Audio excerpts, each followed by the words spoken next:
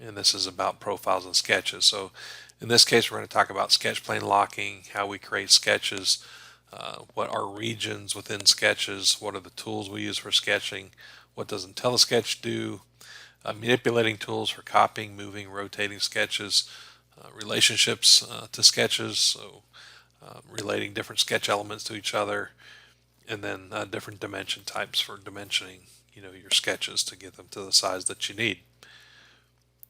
The first thing, of course, is plane locking is F3 key. And so if you're going to draw anything, you have to tell Solid Edge where in space you're going to be drawing. So the F3 becomes very important.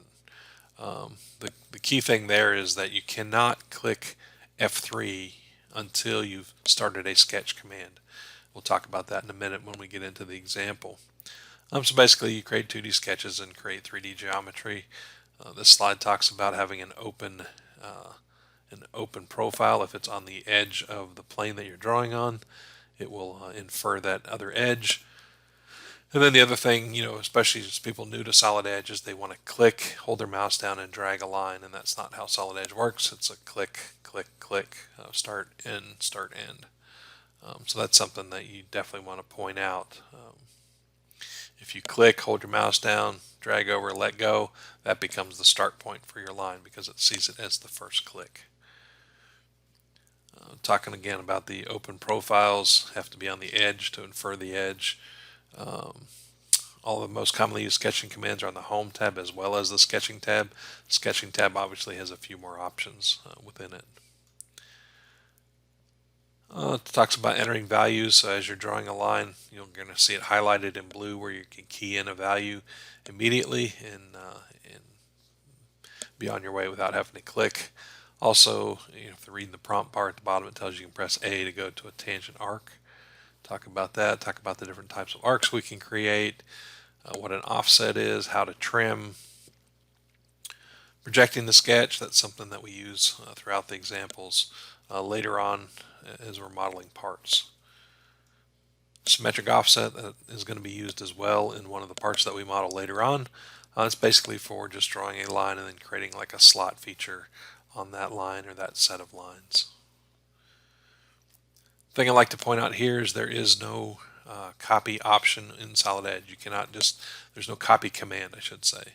So the copy is a function of move or rotate. If you're copying something, you're moving it and copying it, or you're rotating and copying it.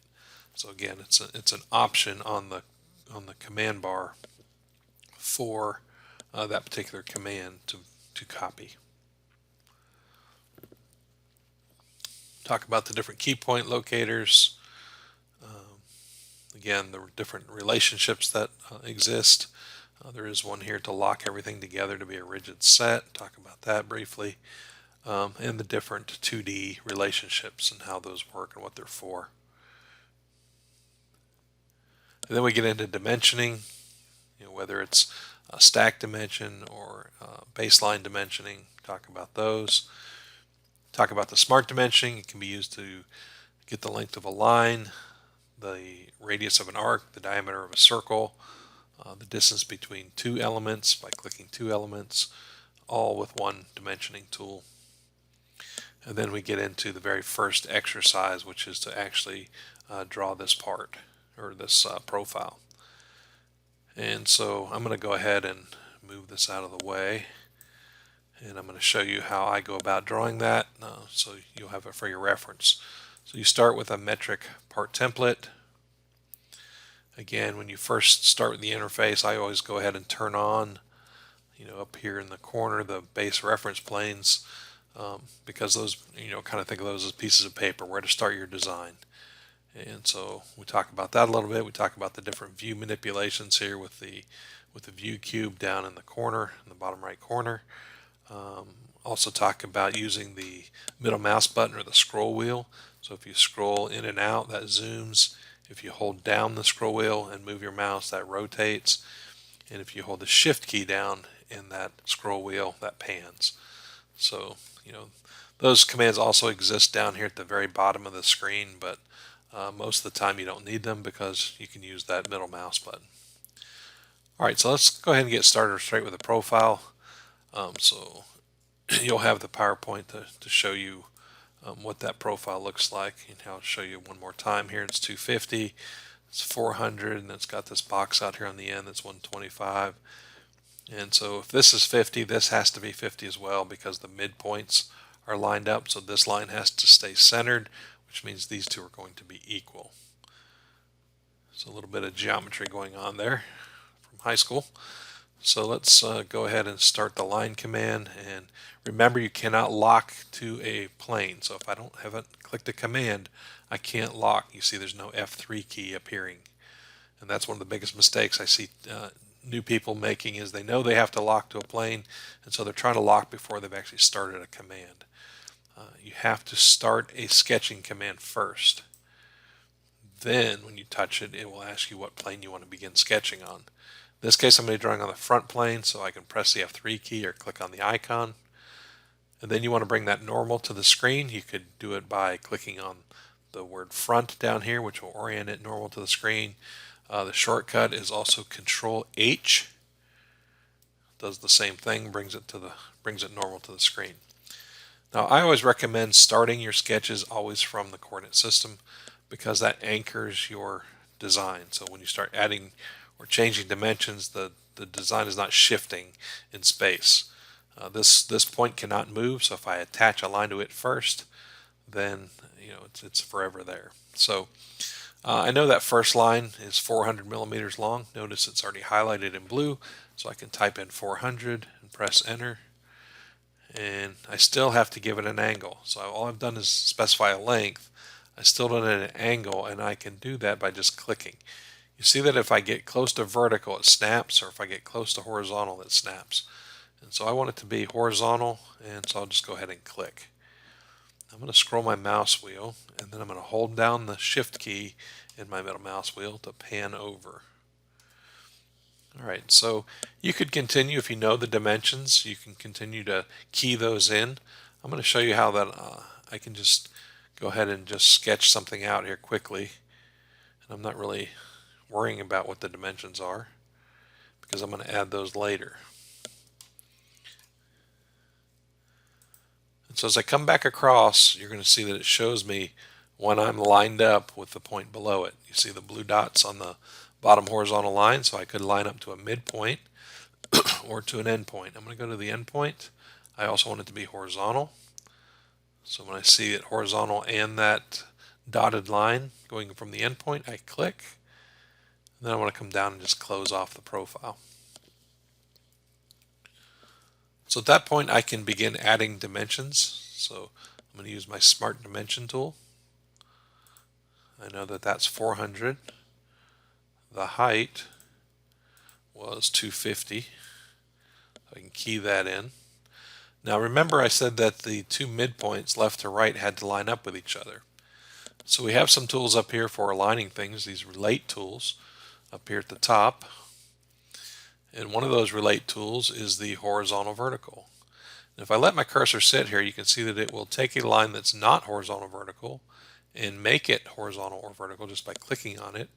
I can also use it to align two endpoints or two elements with each other to be horizontal or vertical. Okay, so that's what I want to do in this case. I'm going to click that command, and what I want to do is I want the midpoint here to line up with the midpoint here. You're going to see it's going to shift and make those line up with each other. So I can go back and start adding some more dimensions here. I know the distance from this line to this line is 125. Okay. And I know the length of this line, or the distance from here to here. So it doesn't matter, it's the same dimension if I click this and place it, or I click this and place it. Notice when I click the two endpoints, I have two options here. Okay, which dimension am I wanting? I want this dimension, and you can't change the value until you actually click to place the dimension on the sketch. So in this case, I'm going to come out here, I'm going to click, it highlights, it's ready to go. I can key in a dimension. I'm going to key in 50. And remember, because of geometry, the line on the bottom is also going to change to 50 because this line is staying centered, midpoint to midpoint. Okay, so that's working nicely. And there was a circle in there, a 100 millimeter diameter circle. I'm going to go to circle.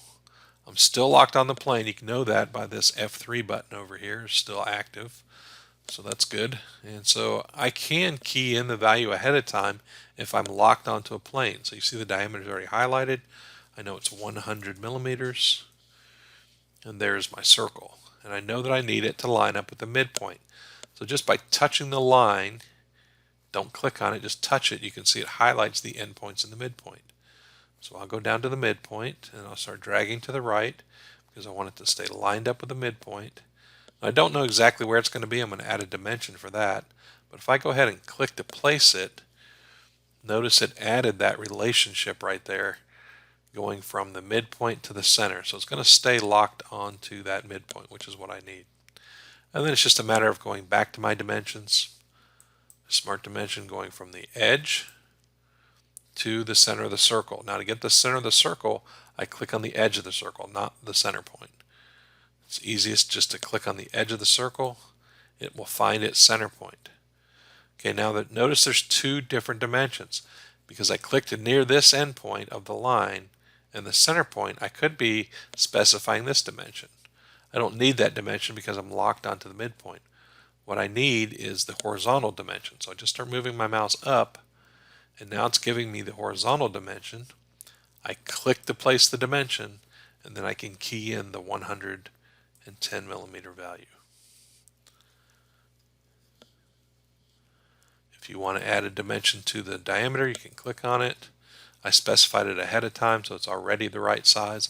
If it wasn't, I could then key in the 100 and change the diameter. Now this isn't quite finished yet because I have no relationship between these 2 points. So this point and this point have to stay lined up with each other. Right now, because I don't have a dimension there, I could pull this back like this and get something completely not what I want, right? Because I have nothing telling it that those 2 points need to stay lined up with each other.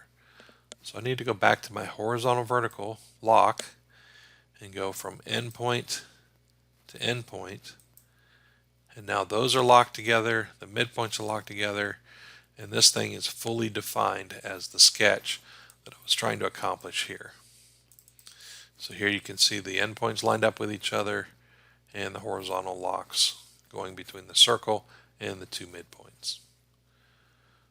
So that will complete your activity 1. Then we go and we talk about chain versus stack dimensioning, how we create angle dimensions, different where you put your mouse determines which angle you're going to get. Talk about coordinate dimensioning, angular coordinate dimensioning. Talk about the symmetric diameter where you can specify from some center line to an edge and actually specify it as a diameter. So if you're going to revolve this part, you don't have to calculate what half the diameter is to put the dimension in here. And then finally, the second activity on this particular PowerPoint is this shape here. All right, so to create that shape, I'm going to go ahead and close this one. I'm not going to save it. I'm going to start a new part, new asymmetric part. And again, here are my reference planes. And I'm going to start, now before I start this one, I do want to show you one thing I would turn on. There's one option that's not turned on by default that I really like. And so if you go to the sketching tab up here at the top, and you go to IntelliSketch, which is this one, I like to turn on auto dimensioning, but only when geometry is created with keyed in values. So what that means, so again, it's this icon right here is the IntelliSketch options, which is a pencil with a little light bulb. And then turn on the auto dimensioning tab, you want to turn on automatically create dimensions only when geometry is created with keyed in values. That means if you key in any value while you're drawing a line, it will add the dimension for you automatically. So you don't have to go back and add it later. So again, I'll show you the sketch one more time here. 70 by 100. So I'm going to go ahead and begin sketching. And again, like I told you before, is I like to start my sketches anchored at some point. And so again, if you don't want to add your dimensions, you just want to look close, you can. I know that this is 70 tall, so I'm going to type in 70. I'm going to press enter. Just slide this down a little bit so you see it. And again, I still have to give it an angle, so when it's vertical, I click. Now notice it automatically put the dimension, and that's because I keyed in 70. If I don't key in a value and I just click, it doesn't add the dimension. Okay, so I know this is 15. So click there, added the dimension. I don't really know what this dimension is, and I know it comes down here an angle, and then it comes back and connects to here. So when you're sketching this particular profile, I always leave this internal stuff to last. So I'll go and put this in and trim this line out in the end. It's just a little bit easier than trying to make sure everything lines up with each other. All right, so I can see it's 50. I've got 120. It's 100 wide. And then we've got this 10 millimeter radius, so it's 20. It's going to be 20 millimeters wide with a 20 millimeter distance from the end, 25 up. Okay. All right, so let's do that. So I need to start adding some of these dimensions. I know this dimension was supposed to be 50. And I know that this dimension was supposed to be 100. And then I need to add the angle. So the angle dimension is right next to the smart dimension. And you pick two lines that you want the angle between. Now, depending on where you put your cursor is which angle you're actually measuring. In our case, the drawing showed the angle measured from here, and it was 120 degrees. Okay, and now we want to, so that pretty much gets everything except for the slot. We haven't put the slot in yet. So I'm going to use the line command, and I'm just going to come over here. I'm going to start my line, drawing a vertical line. I know that that line is 25 millimeters tall because that's the distance to the center of the arc. And if you remember from the beginning, we can change this to a tangent arc by clicking A. You can also read it on the at the prompt at the bottom, press A. Now, depending where I come out on that little piece of pie, I'm either creating a perpendicular arc to the line or a tangent. And I want tangent. I also know the radius is 10, so I could key in 10.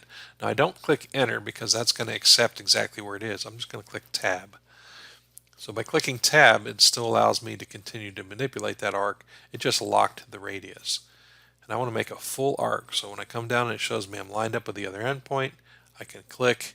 It automatically takes me back to line. It shows me I'm drawing a tangent line to the arc. And I'll come down here and click to connect it to that edge. And then the only other dimension I really need is the distance between this line and this line. And again, you need to watch where you put your mouse and make sure you get the right dimension. It's going to be that horizontal dimension between those two lines. Click to place it, key in 20 for the distance. And then finally, if you want to trim out this area, we use the trim tools, which we cover earlier. There's the trim, we have trim corner. In this case, we want trim. When you're using this trim command, you select what you want to get rid of. I want to get rid of this line in the middle, so I just click it and it goes away. Now notice what happened is this dimension that was 100 now changed to 60. The reason is that was one continuous line, and now we basically just shortened it, right? By trimming away, it took that dimension and made it go to here. So we could, if we wanted to, delete this dimension, just click on it, hit the delete key, and add another dimension, because really that dimension should have went from here to here. Okay. And so basically now we've created exactly what is on the PowerPoint.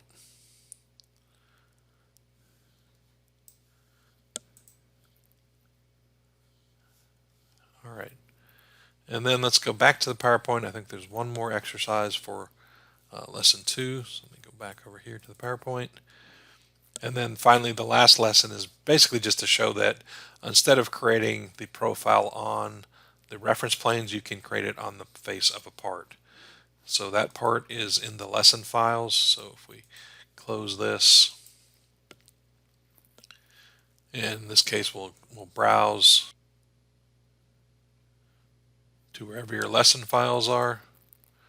In this case, we're in lesson 2, and it's the only part file that's in there. Now, if you're not seeing part files, you'll need to change your filter to look for Solid Edge part files or all Solid Edge documents. So what I have mine set to, you'll see activity3.par. Go ahead and open that. All right, and if we look at the PowerPoint, you can see it has this kind of strange shape, but really it's just two shapes. It's a rectangle, right, that's 50 by 20, and it's a circle that's 40 millimeters in diameter that's centered in this part. So I'm going to show you how you can create this really quickly. So first of all, I need to start the rectangle by center command. So this is one of my favorite commands. You'll see us use this throughout the different exercises. So it's on the sketching tab. It's also on the home tab right here. It's the rectangle by center. And now what I'm saying is that instead of creating on a plane, you're going to be drawing on the face of the part. So we've started our sketching command. We touch the plane that we want to create it on in F3. Okay. In this case, we can't really use the view cube because it's going to be tipped back. You can see that's not normal to the view, right? So we're looking at the left side. That's not normal. So in this case, you do want to use Control H. It's also down here. There's a sketch view. That is Control H. That's the shortcut. That just brings that sketch plane normal to the view. So now you're looking at it straight on, and I know that I'm telling Solid Edge where the center of the rectangle is. So by touching that midpoint and pulling down, I'm lining up with that center. I also want to line up with those two holes. So if I touch that and I start pulling across, you can see I'm lining up, and now I'm lined up with both the center of the hole and the midpoint of the line, and I'm going to click because that's where I want to create my rectangle. And remember that rectangle was 50. Press enter. It automatically takes me to the height, which is 20. I still have to specify an angle. So in this case, I can click or type in 0, and it puts it in there. All right, I want to do the same thing with the 40 millimeter diameter circle. So in this case, I'm going to click circle. I'm still locked on the plane, so I can key in the diameter of 40. This time I can touch the midpoint and the midpoint. And as I pull out, I'm going to line up with those two midpoints, and I'm going to click. And then it's just a matter of using the trim tool to click on everything that I want to get rid of. And that gives me exactly the same answer as what was on the PowerPoint. And then if you want, you can get your select tool on the home tab up here. You could click on that region inside, click on the arrow, and if I pull it toward me, it's going to add, but if I push it through, it's going to cut. And it creates that cut. And so that concludes what you're going to go through as far as exercises on the second lesson.